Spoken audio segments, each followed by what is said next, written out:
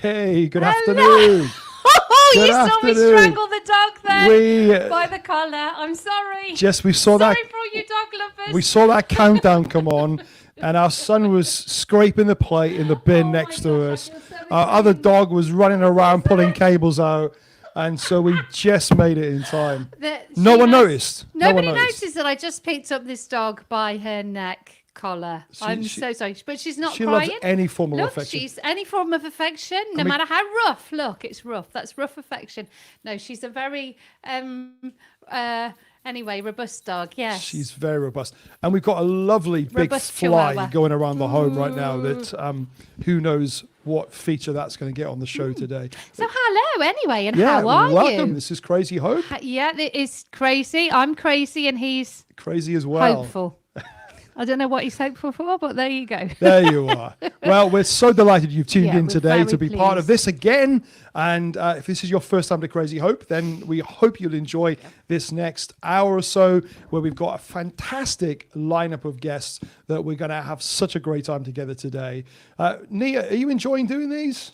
Do you know, I am enjoying doing these. I think a couple of weeks ago, I had a sort of just a blip where I just went through a real fatigue stage. And so even doing this was quite fatiguing. Just for a couple of weeks, I had that. And when I'm really tired, that's when I start to go even more crazy, I think, because it's just like I go delirious.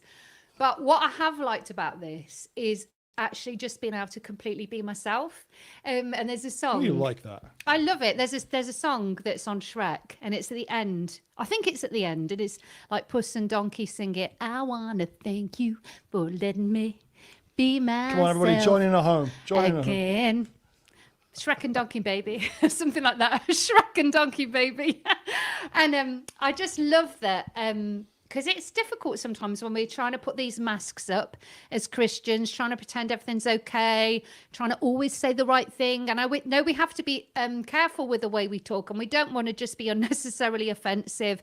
But, you know, to constantly, when you don't feel like you fit in to a box and you constantly are trying to rein it in, people won't get that. Rein it in, people won't get that. No, you can't say, you can't. It's absolutely exhausting. And I think that's just part of how God's made me. And I do think it's part of how also God's made me as a prophet. And I'm very prophetic, and very often they're quirky, and God's made me quirky, and he loves my face and he loves the way I speak. And I'm getting more comfortable with that and more confident. I probably would never have done this out of this season in a church setting. I get really nervous. I get, you know, the occasions I have spoke or done something People like would this. never believe that about you. I because get you're so gregarious, the word you use, which is a great word. I didn't even know what it meant, but I thought it outgoing. sounded good. Yeah, It's a but good word. it's just that to actually just be yourself and real and normal with all your flaws and with all your beautiful bits, and that's okay. God obviously wants to change us, and we're trophies of his grace, but it's okay to be ourselves and know that we're completely loved to God. So how about you? Have you enjoyed it, Mark? Yeah, I have. Yeah, I've enjoyed that. You know, there's so much content going online at the moment. I'm loving seeing churches all over the world just engage in new content. But this has just been a bit different, I think. We're just trying to create something that's got a little bit of a humor and a bit of quirk to it, as well as some poignant moments as well. Can I just interrupt you a minute? I just think it's because I'm being so traumatized by you seeing me pick that chihuahua up by the neck. I think I thought, oh my goodness, it's online. Okay, what are you going to interrupt me about? I'm not being funny now, but I'm always telling you to wear a hat because you're going to burn your head. You're going to burn your head when we're outside. Why the hell have you got a hat on? Well, it's why the heck have you got a hat on? Sorry, why the heck? It's a bit of a trend with guys during the lockdown because we can't get to the hairdressers. So yeah, but you don't have to worry about that because you just shave your head, don't you, love? So it's called lockdown hair, isn't it? So you wear a baseball cap, it sort of disguises the mess of your hair. Yeah, but this is one time you haven't got to worry about that, babe. I love you, bold. So you want me to take the hat off? Well, I just think it's making me feel a bit hot under the collar, actually. So you want me to just take that hat off and stop being silly now. But Mark, what have you? What have you? I told you it was a mess. I told you that I just haven't been together hairdressers during this time. Heck? So it's a good idea, the baseball cap, isn't it? Mark, you look like somebody from Wayne's World. Shall we do Should we get on with the show? Calaboosh, Calaboosh, shall we do the fandango? Thunder, shall we do that? No. Thunderbolt and that. Or if you go like that, it will fall. It's not on my head very straight. So, It's not on your head very straight. No. Did you borrow that off your mother? I didn't. No, I bought this for the gag, which Sorry, is a bit Mummy embarrassing, Pugh. really, isn't it? Sorry, Daddy Pugh. Sorry. So anyway, if you ever wonder what I might look like with hair, hopefully if I had hair, it wouldn't look this bad. But this is a bit of a I picture actually do think I really like you bold. of that. Okay. I think. Let's yeah. do that then. Can we just give it There to you me are. and I'll throw you're it not across the wearing it. room? Your hair looks Are you fantastic. going to see it on Mia? Maybe a Okay. little bit. Maybe we'll put that on the dog. We'll and not we'll only see what she strangle the looks like. dog on live TV, but we'll put a wig on it as well. Amen. Fantastic. Well, today's show, we've got some guests coming up that are going to just bless the socks off you and be really helpful, some of our considerations. But before we do that, we have a question that we would love to ask you, and we want your feedback to let us know the answer to this question. And that is, have you ever been tempted to throw something out, but managed instead to find a way to fix it? I find today that when you try to fix things, it almost feels like the manufacturers say, nah, don't fix it, just get a new one. Yeah. And you have to be a bit persistent to get parts for old things. Yeah. But it's a really nice feeling when you manage to fix something up that's broken. You are amazing at that, Mark, because it saves you money. And the amount of times that I've had things and I've wanted to throw them away, like, for instance, we've been married 27, 28 years, something like that. It's either 27 or 28. We got married in 92. So somebody can you please tell times us it's been broken how and long we we've been fixed it, haven't we? married? Yeah, a few times it's been broken. We fixed it. Go, get to the Sorry. point. What were we going to say? You were going to say that. Anyway, and I've only actually had two hairdryers in that whole time. My first hairdryer, Mark brought me, and I think it was a Clairol Big Shot, it's called. It was paraffin powered, wasn't it? Paraffin powered, crying out loud. I nearly ended up like you. No, paraffin powered. And I had that for years. And I think, actually, I'm not sure if it was you. There was a beautiful man called Rod Webster in our old church in Derby. He fixed so many things for us. He could fix anything, and he fixed it for me. So that was amazing, but it was really slow. I mean, I'm not joking. It took me 3 days to dry it. So talk about being bad for the environment. But I have a new one now, and so I've only had 2 hairdryers. So yeah. So if you have had anything that you've not wanted to throw away and you've tried to upcycle, please send it in and tell us. Yeah, we'd love it. And if you've got any pictures, we'd love to see those as well. But what have you managed to repair? And what have you failed to repair and you just given up and just thought, I can't do this, and you've thrown it away? We would love to hear those stories, because today we're going to look at a theme that really is about finding beauty in brokenness. And our guests today are going to be picking up on that very theme. So you will be interacting with that theme in itself. It's good, eh? Yeah, it is really good. I'm just checking to see if people are feeding back, because we did have a few problems last week that we weren't. My sister was like, you didn't say hello to me. You didn't say hello to me. No, they're feeding back, so it's and all I good. actually didn't get the message. So I'm just checking that the feedback, the chat rooms are okay. And as best we can, we will mention every person that messages us as best we can, and we will, if we don't do it this week, we'll try to do it next week. Before we go to our guests, while Yes. people are still answering that Yes. question, let me just say what guests we've got coming up. We've got the founder of Kintsugi Hope, which is a charity helping churches and other organizations around the country to create safe places for honest conversations. And then we also have the treat of having one of the members of the successful 3-piece girl band, Wildwood Kin. I thought you were going to say Bananarama then. Now you're showing your age. Never mind 2 hair dryers. Bananarama. That is a long time ago. But these are even better than Bananarama, which is not very difficult. Wildwood Kin. Amazing group. And we got Amazing. one of the members of that band who's going to be joining us, and we're going to be hearing an acoustic version of one of their recent singles as well. But before we do that, before we introduce our first guest, let's just do a bit of a game. You have the head, Now, I'll have the this was tail. a bit of a disaster the week when I tried to play a game with you. Right, okay. Because you're so suspicious. Okay. So I'm going to just say 3 letters, Yep. and I would like you to pronounce how those 3 letters sound. So TWY. TWI. Twy. Okay. TWA.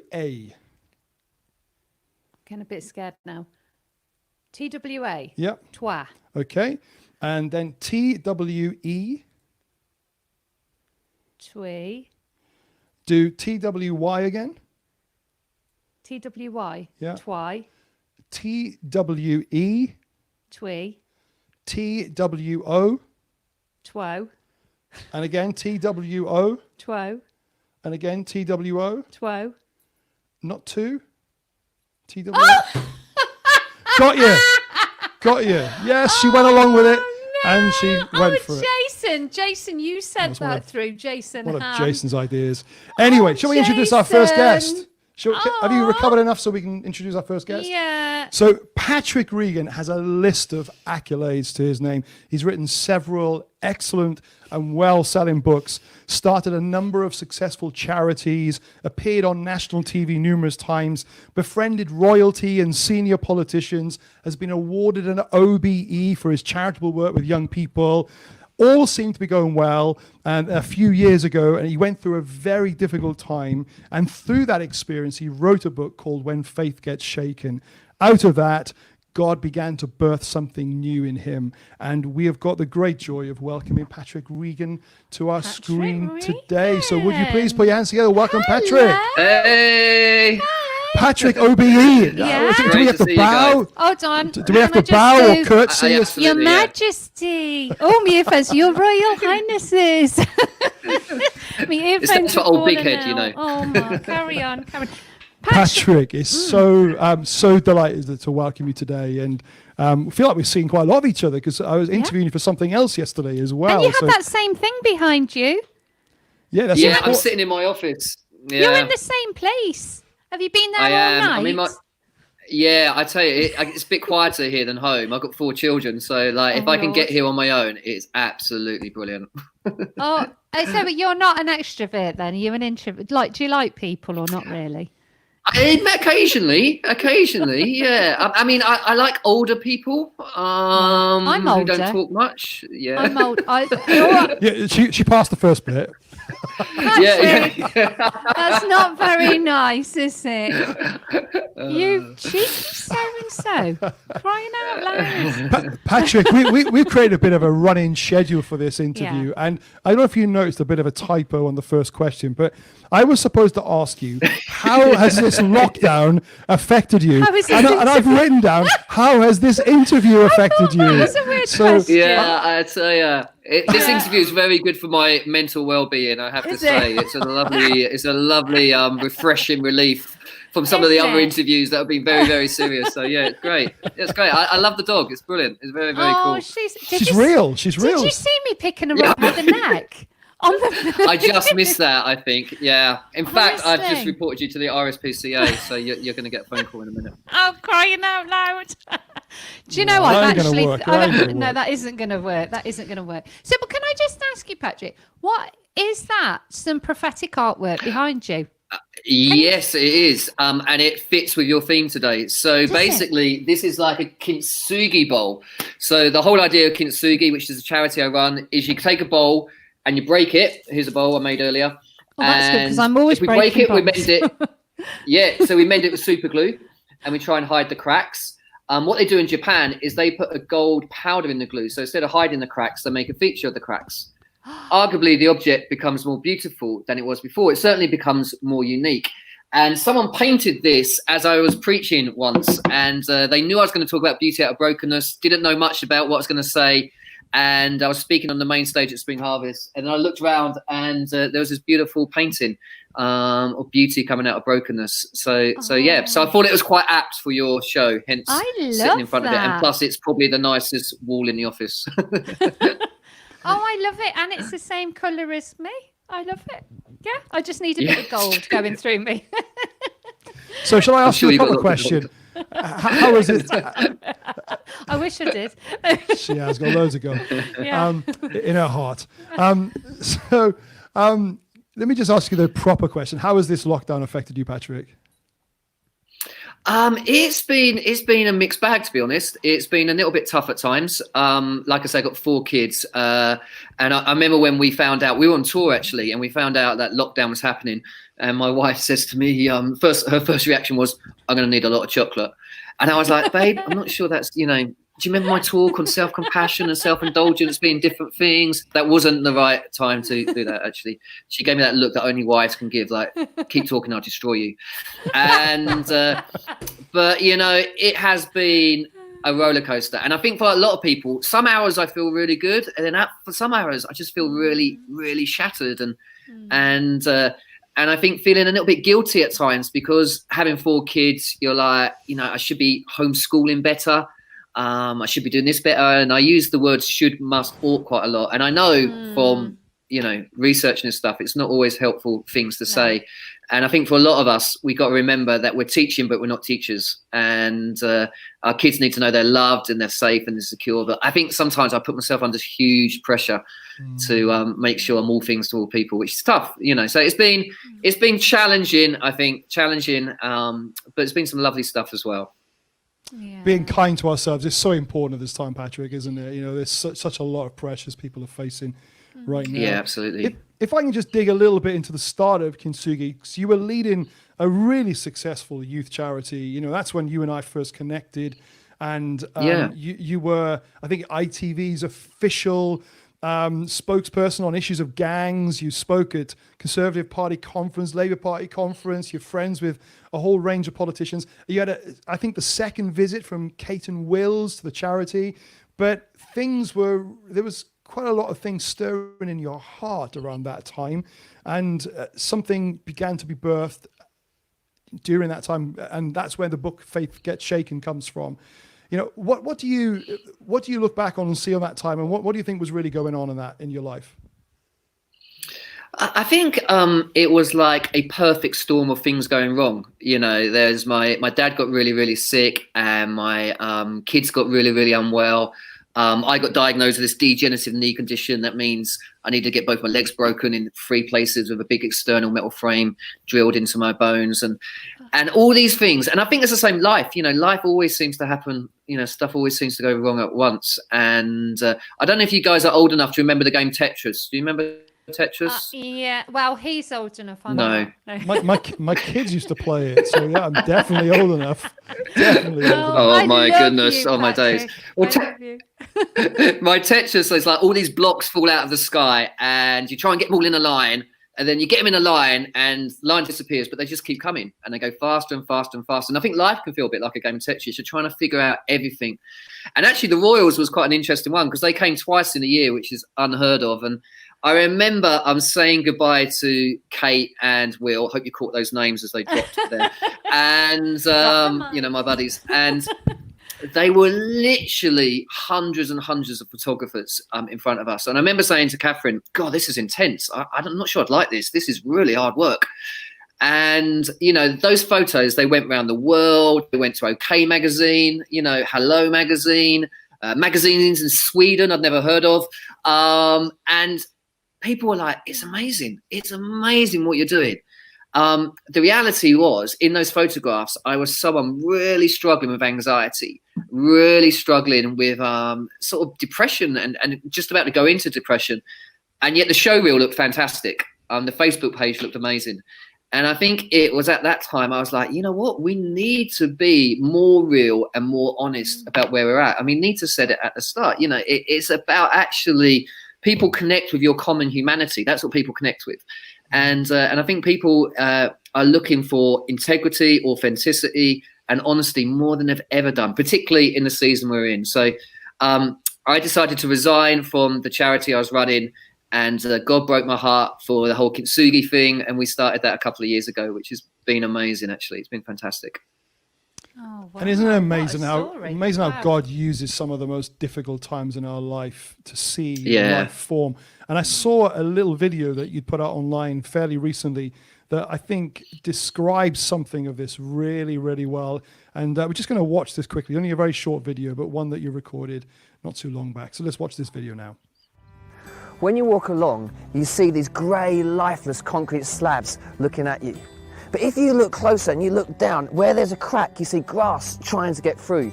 You can bend down and you can pick that grass up, but you won't take away its root. If you leave it there, it's going to crack the concrete.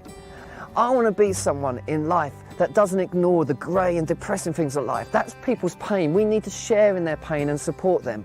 but I also want to be someone who sees the possibilities of change, that sees the grass growing through the cracks, to believe that there's always hope.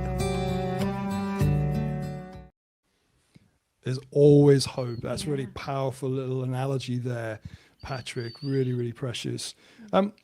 You've been around church quite a while, and we've probably not always been the most honest and authentic places to allow honest conversations to take place.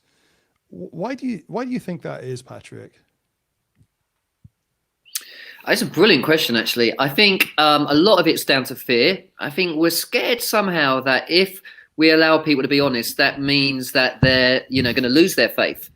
And I just don't think that's the case. Walter Brigham talks about the 3 stages of faith. He says, you become a Christian and everything's black and white, everything's securely orientated. He said, normally people go through a time of disorientation where something goes wrong and you feel disconnected. And sometimes if you're not allowed to ask questions in that moment, if you're not allowed to explore your doubts, then actually you often leave.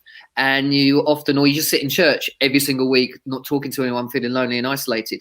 But he was like, if we allow people to grapple with that part of life, then they get to the 3rd stage of faith, which is everything gets securely orientated. And you reach a more mature part of your faith where you're almost saying to God, a bit like the psalmist, I don't always get this, but I'm going to trust you anyway.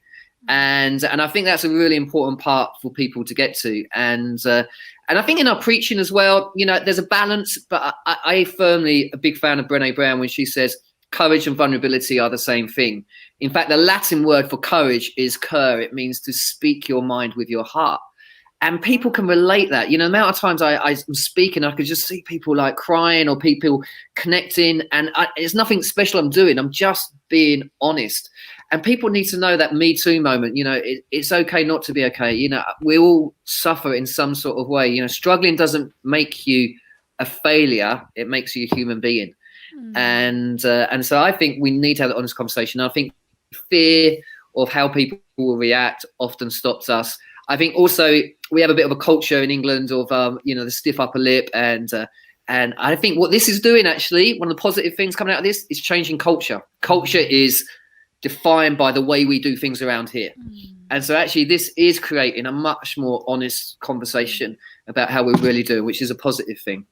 And I find as well, Patrick, that once one person starts opening up and saying, well, I'm really struggling, that it's almost like not a roller coaster, like a snowball effect.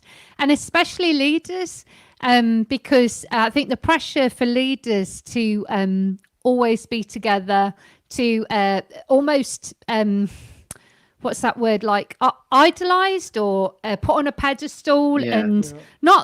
Some might be looking for that sort of stuff, but I know that's not your intention or our intention. And it's quite scary, really, when people put you right up there and expect you to have all those answers and expect you to never have a down day.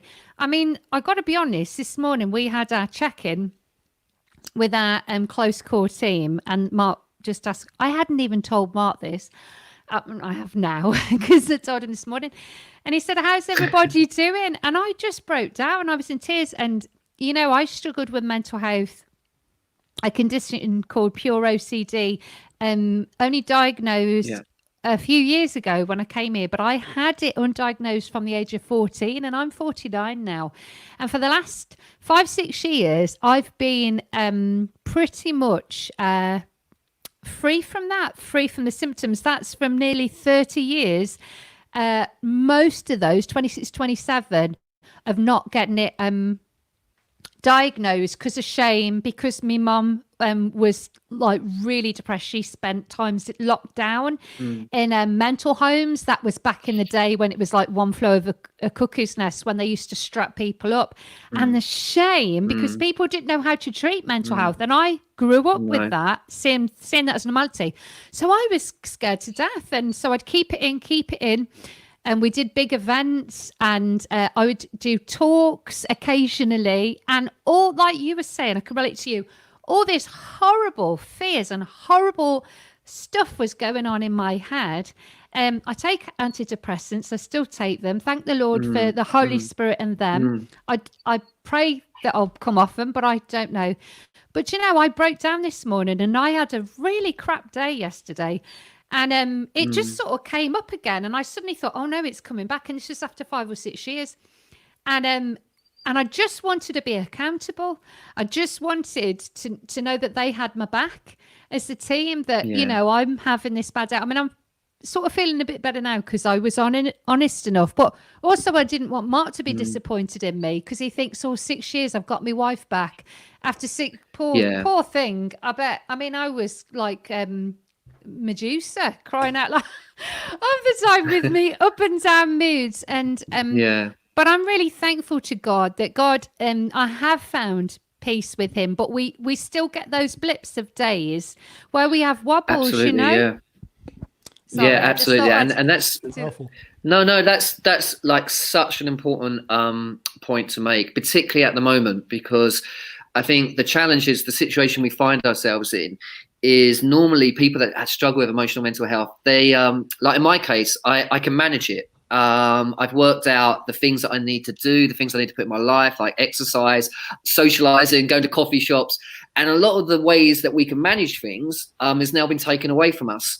And so we're having to learn a new way of managing stuff, And I think, this whole area, I mean, Mark said at the start, the whole area of self-compassion is absolutely crucial.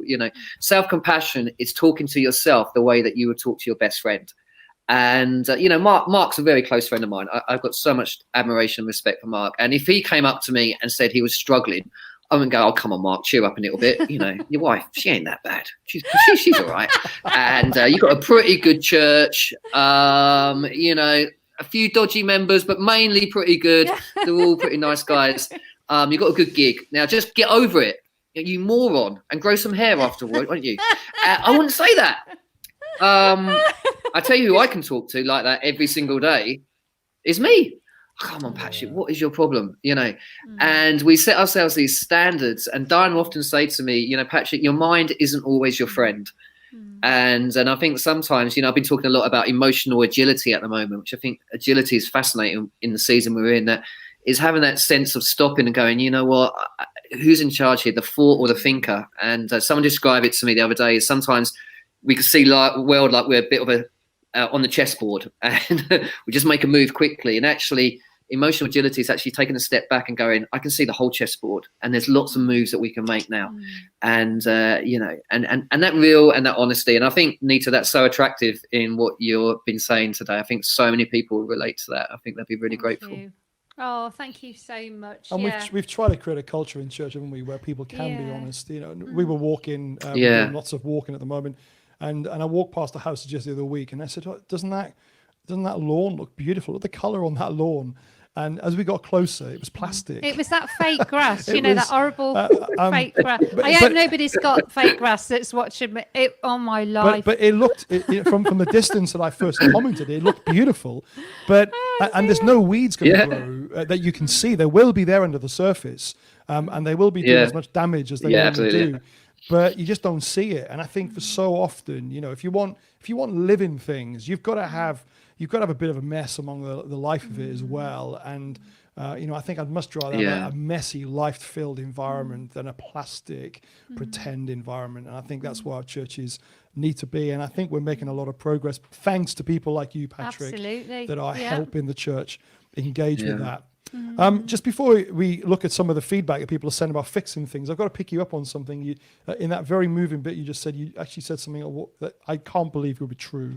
You said you're 49. Oh, here we go. I see what he's done. You must have added 10 years onto your life. What are you after? What are you after? Wow, smart move, Mark. Smart move.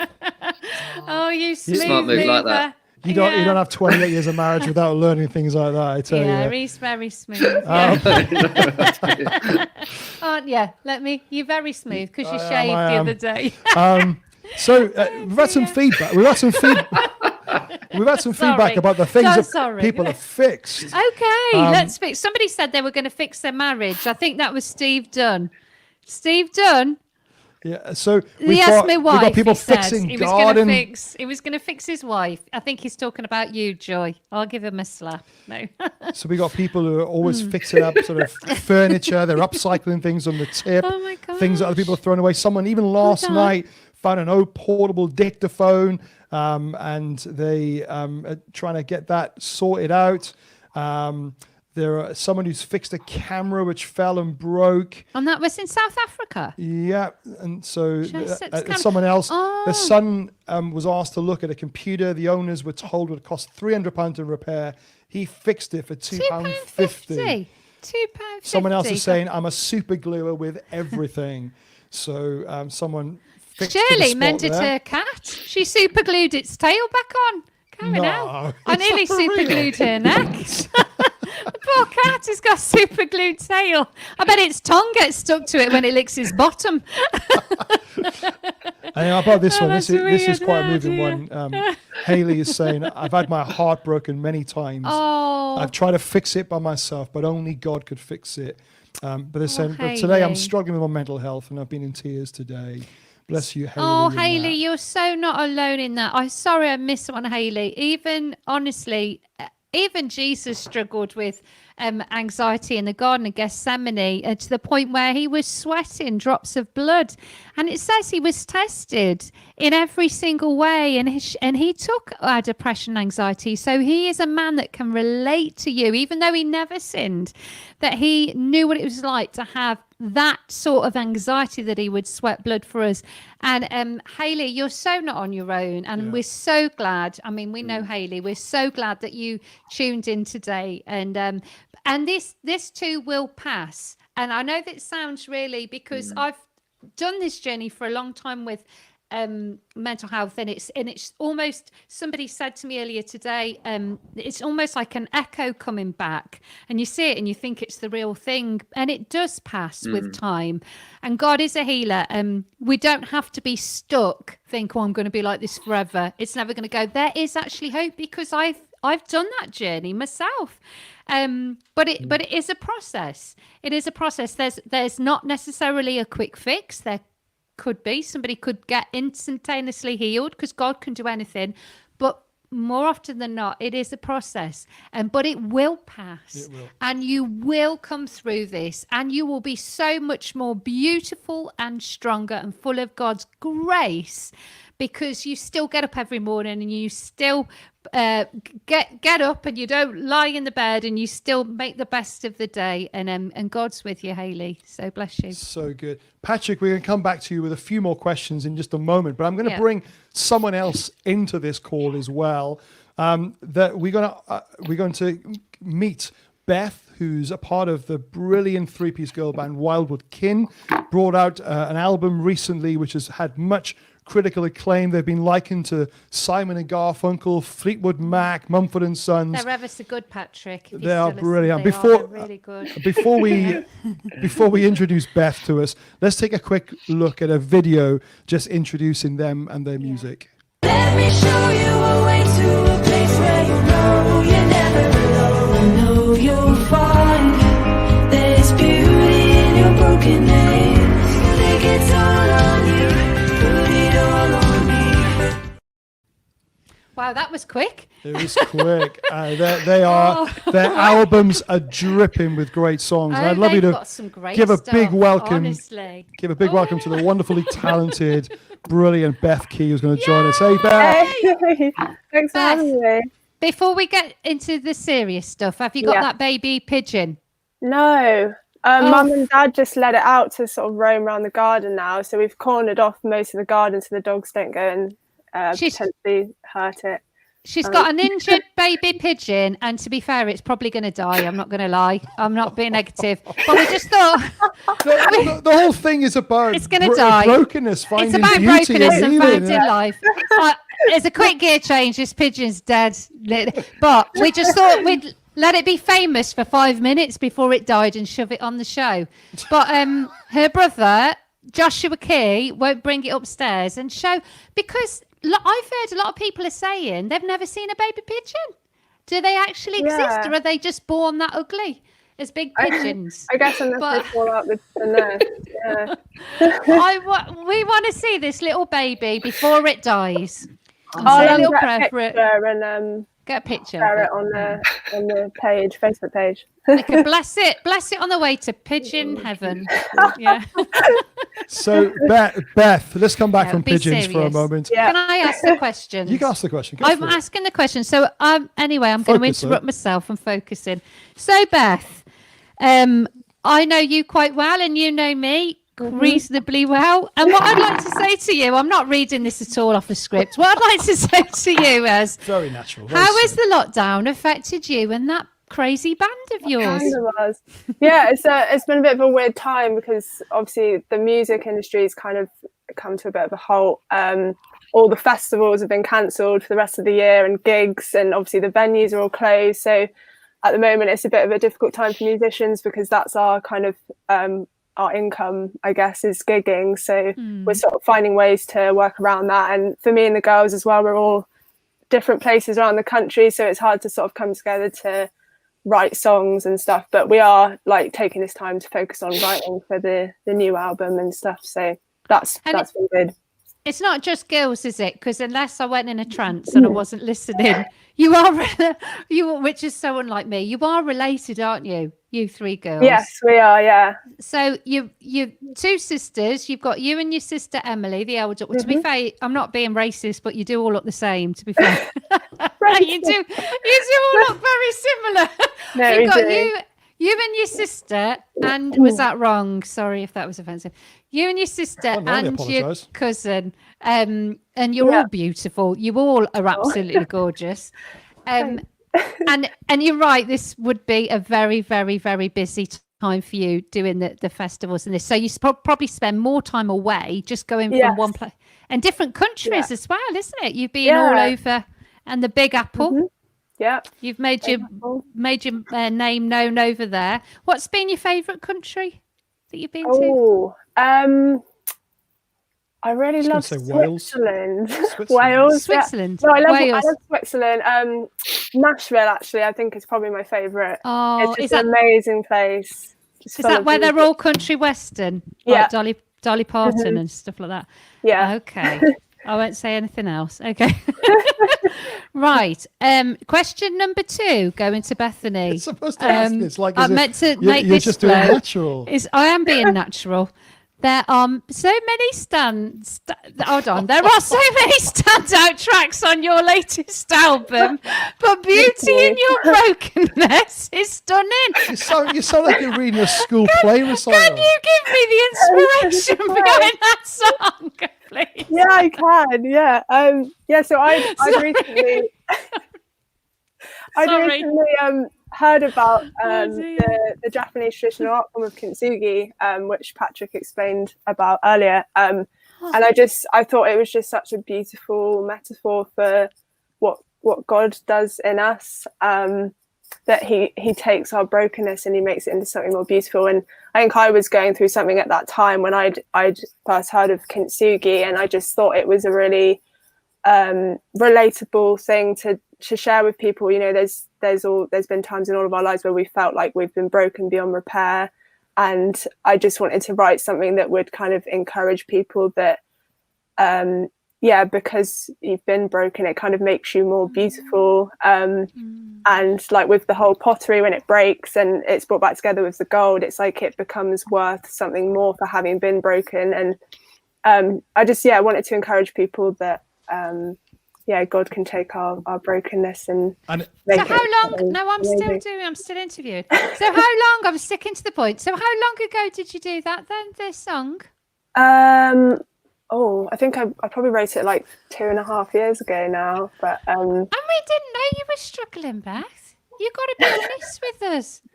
You got to be honest, love. I could have helped you. I thought he was going to hit me then. It's a beautiful, beautiful track, and we're not just going to tease. We're not just going to tease people about it. We're going to play an acoustic version of that in just a few moments' time. Yeah. But Patrick, if I just come back to you a second, you've been traveling all over the country and beyond with this message of beauty and brokenness. What sort of ways have you seen beautiful things emerge in people's lives from broken situations? Oh, what's that? Just so many. I mean, people are so incredibly generous, and even now in lockdown, one of the things I love seeing is this WhatsApp stuff that's happening all over the country, where people are looking after 3 of their neighbours that way, and they're in a WhatsApp group, and then 3 of their neighbours that way in a WhatsApp group, and just getting alongside people, loving people, caring for people. It's just been incredible at this time, and I think that's what people need, isn't it? It's like when you're struggling, you don't always want to be fixed. You just want to be loved. And we've seen that. We've seen groups of it's like 12-week program, Consider Hope Wellbeing groups. And before lockdown, they were going to be starting in prisons, in farming communities, amongst the deaf community. It's just been incredible. People are genuinely, I believe in original goodness, and they're definitely amazing. Oh, wow.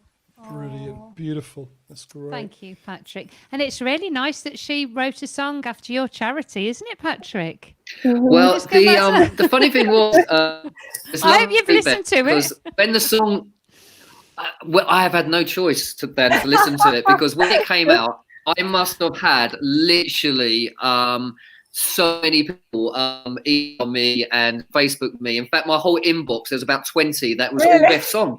And it was like, have you heard this? Have you heard this? So yeah, it was brilliant. It's fantastic.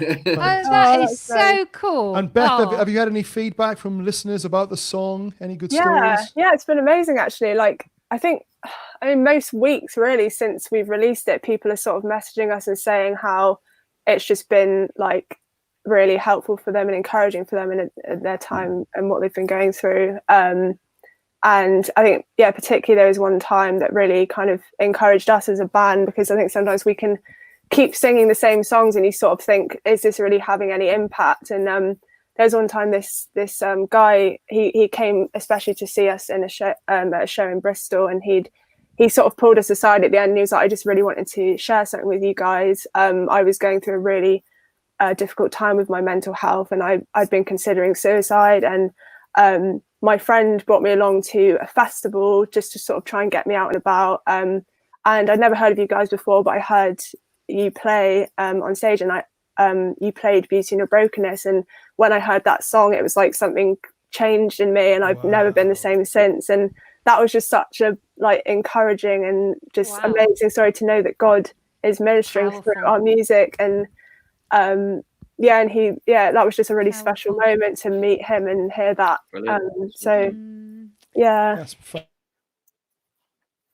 awesome.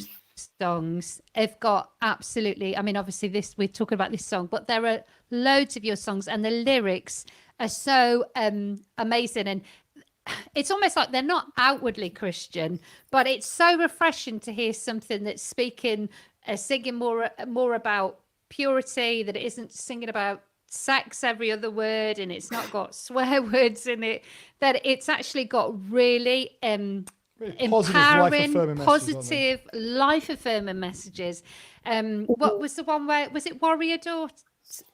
Warrior Daughter, yeah, that's my favourite. Warrior Daughter, I love that, because you're all playing the drums at the same time, and it's really like it's strong. It's great. I love it.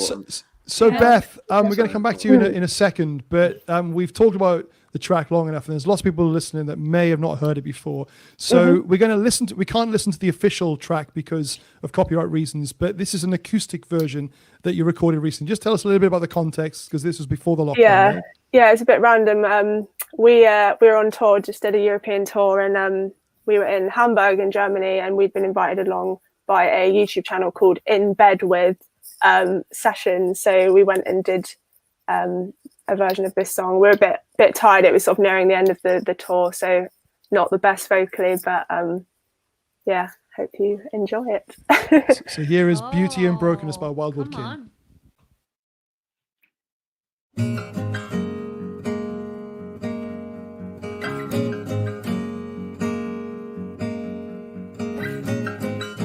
Feel like you'll never be enough.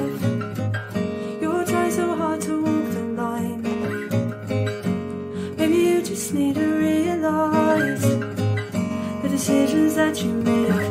It's okay to make see it differently. As you break hold, breaking recklessly. My faults are molding, shaping, making me. I know you'll find there's beauty in your brokenness. All you had is on the side. You'll soon be so much more than this. Or in time, and I know you'll find it's a perfect design. Or in time, you'll realize there's beauty in your brokenness. You deserve more than you settle for. You've given it one too many times. Don't you see it's pointless to be keeping score? Through it all you've come this far. It's made you who you are. Before you go, look back on where you've been. When you fell down, you did it beautifully. Your faults will mold you, making shapes unseen. You'll find there's beauty in your brokenness. All you had is on your side. You'll soon be so much more than this. Or in time, and I know you'll find it's a perfect design. Or in time, you'll realize there's beauty in your brokenness.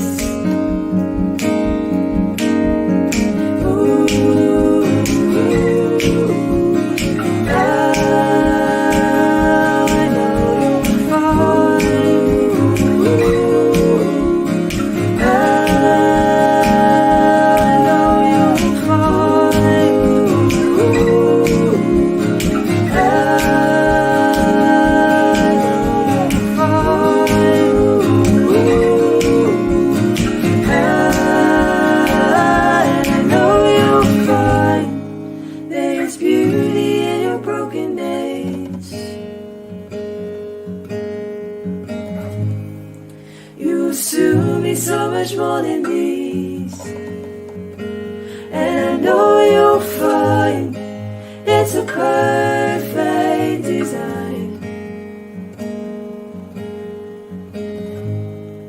There's beauty in your brokenness.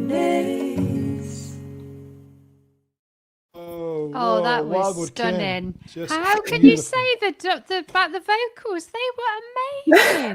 Stunning. If you can do that when you're very, very tired and sort of, that was amazing. Thank you for. Thank you. So is that on? Can you just get that through the old YouTube? Can you Yeah, just sort of we've got the actual like official lyric video and music video as well up on YouTube and other various other sessions if people want to go and have a listen. Well, expect it to go up after this show because we have big time viewers watching this, Yeah. so it's going to get My a lot mum of will hits. start watching it now. It's going to get a lot, even if it's us hitting it again and again and again and Yeah. again, it's going to get hit. So good, and your albums are so amazing, and really recommend it. It was lovely to walk into HMV. I think it was in December, and just to see your new album listed as one of their top albums, and it's such a great accolade for you. You've worked so hard for this. Beth, just before you go, what's maybe one of the most interesting places that maybe you perform that song or some of your other songs?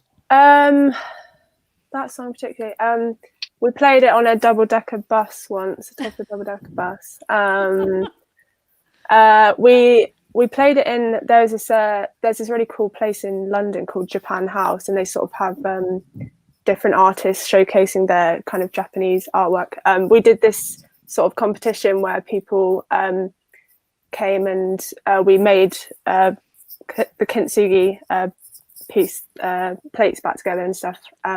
That was really nice. We played a little version of it there. Trying to think of other interesting places. But you've played some great festivals, haven't you? You've Yes, been at Glastonbury yeah. the last few years, and Yeah. lots of really interesting places around the world that you've played. Beth, we so appreciate you coming on today. Just stick around for a moment.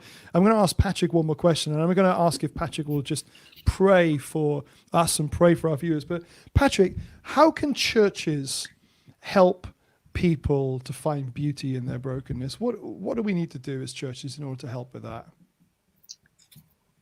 I think the key thing is around listening. Actually, I think that sometimes a lot of us in church we're solution-based people, so we jump in quick with here's 101 things that you can do. And I think having a culture, you know how to define culture as the way we do things around here, having a listening culture within our churches, and particularly at the moment where people are really struggling in many ways. And even if you're not prone to mental health or emotional health things, we all have mental health the way we have physical health. And, you know, it's tough for a lot of people out there today. So I think a culture of listening. I think the other thing, you know, is getting trained. You know, we're doing these wellbeing groups, training churches up. We're literally signing churches up every other day, if not, we think 2 a day sometimes. Delivering 12-week programs for their neighbours, their communities, getting alongside. I think we need to talk. We need to preach more about this stuff. You know, I've very rarely heard a decent sermon on anger that isn't Jesus and the money changers. You know, there's loads of stuff that we could do, which is talking right into the issues of our time, and I think that's really, really important. So there's so much. That's really helpful. And we've just put up on the screen as well Kintsugi Hope's website.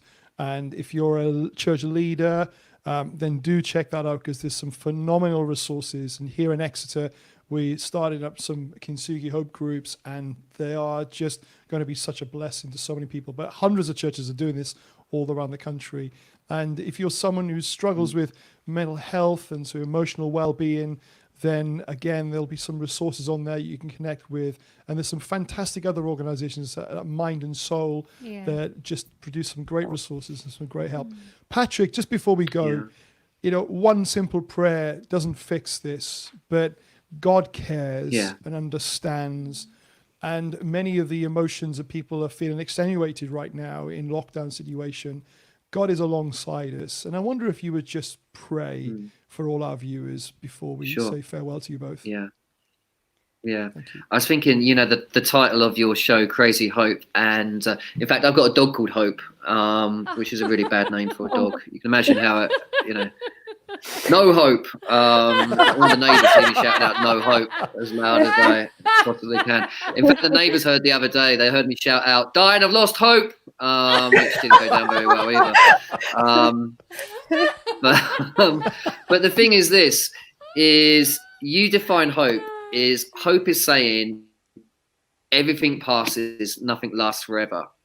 And I think, you know, Nita said it earlier that sometimes we can feel like, oh my goodness, this is it.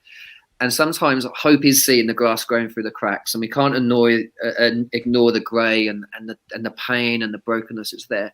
But hope is saying everything passes, nothing lasts forever. Father God, I pray for people today who may be feeling a little bit hopeless and feeling like, oh my goodness, I just don't know when this is going to end. And God, we don't know. We need to accept uncertainty. But I thank you, God, you do pour in the gold, and you do pour in your love. And actually, when we're broken, we're just a little bit more human and a little bit more humble and a little bit more honest. And so I pray that wherever people are listening to this today, that they would know your love, and they would know your presence, and they'd know that you would be alongside. And Lord, they'd know that wherever they go, that you are with them. In Jesus' name. Bless them, we pray. We love you. Amen. Patrick and Beth, thank you so much for being with us today. We've loved hanging out with you. Absolute pleasure. And it's been a real joy for all our viewers to hear your stories and to hear the hope that you're both carrying. So thank you so much, and bless you. Thank you. See you guys soon. Yeah. Cheers. Love. Bye. Love you. Bye. That was good, wasn't it? Oh, it was amazing. Yeah, that was Precious. really, really helpful. Do you know, if you're watching this and you don't know a relationship with Jesus, the best thing we could recommend to you is to change that. And you might think, well, what do I have to do in order to earn a relationship with Jesus? And the reality is there's nothing you can do, but Jesus has done it all for you. He gave his life on the cross because he wanted to restore a broken relationship between people and him. And he's come as that gold in between to fix and to restore. And the Bible says that when we become Christians, when we invite God to forgive us of the shame of our past, and we invite him to come and be a part of our lives, that he comes and makes all things new. That it says that we become like new creations. The old has gone, the new has come. And if you've never accepted Jesus into your life, then there should be a little banner comes up on the screen if you're watching this on our main platform, or you can just leave a message and say, I'd like to know more about becoming a Christian. And one of our online hosts would be delighted to talk with you and to pray with you. And it would be a great joy for us. You can send an email into online@rediscoverchurch.com as well and just say, I'd like to know more about becoming a Christian. And it will be the best email we get that day. It will just be amazing. Amen. Nita, time has gone. Yeah. So some thank yous to say to people. Thank you to Patrick Regan, to Beth Key and Wildwood Kin, and to all those who've texted in and joined us in the conversations, Thank for you very you at home, much. for our heavenly hostess with the mostess, and for Jason Ham that makes everything possible, Our producer. and for obviously our Lord Jesus, our favourite, And our and dog. God. And our dog. And our little And chihuahua with the broken neck. And the wig that made us. And the wig, yeah. start Don't bring debut it today. back ever again. Next week, we've got two brilliant guests with us again next week. We've got Who is it? Who is it? We've got Rachel Gardner, who is just a phenomenal communicator. She is amazing. And she's formidable in terms of her interaction with just bringing hope and life into people's What's her values. speciality? Or you're not going to say She it? talks a lot about image and about who we are and being comfortable in our own skin. And She talks about sex as well. So if anybody, we've got to have something to lure them in next week, haven't we? So she talks about sex and she talks about all things. all things, but she just talk about sex as well. So I'm just trying to think, to whet your appetite. It's not going to be 18 rated. Though, It's is it? it's nothing like that. But I'm but saying let it me so tell you one more people don't guest. talk We've got- about it in churches. Time Who's the has other gone. guest? We've got. Who's the other guest? Say. We've got Alan Finnegan, who Who's that? Who you is might he? have seen just a few weeks ago on Britain's Got Talent. There was a vicar that got through to the finals as a comedian. Yeah. That's Alan Finnegan. And Is he Methodist or Baptist? He is Baptist, I think. He's a Baptist So vicar. he's going to be with us next week. So we're going to have a bit of a laugh with Alan Finnegan as well. And we're going to find out a little bit about behind the scenes And of Simon Cowell. BGT and all that sort of stuff. So we're really looking forward to that. But this has been Crazy Hope. Yeah. We are delighted that you've joined us, and we look forward to seeing you next time. But stay Thank safe, you. look after Yeah. yourselves, and we look forward to seeing you soon. God See bless you next week. Bye-bye. Bye. See you.